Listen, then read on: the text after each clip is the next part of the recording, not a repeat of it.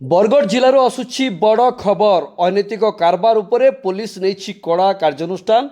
ढाबारे चलुवा देह व्यवसाय को धरबार सफल होइछि पुलिस। बरगढ़ ग्रामांचल थाना अंचल में पुलिस पक्षरु निर्भरयोग्य सूचना आधार रे एसपी निर्देश रे गठित स्पेशल स्क्वाड चढ़ाऊ करथिला। एही चढ़ाऊ समय धांगेर गाँ निकटरे थिबा जयदुर्गा ढाबारे चलुवा देह व्यवसाय को पुलिस धरथिला। घटनास्थल ढाबा मालिक और तांको स्त्री सह 3 जण ग्राहकों को गिरफ्त करिछि एवं यह सह जड़े महिला को उद्धार कराइछि। चढ़ाऊ समय पुलिस 6 गोटी मोबाइल फोन, व्यवहृत और अव्यवहृत कंडम एवं मोट 26,260 टंका नगद जबत करिछि। यह सह विपुल परिमाण विदेशी और देशी मद मध्य जबत करिछि।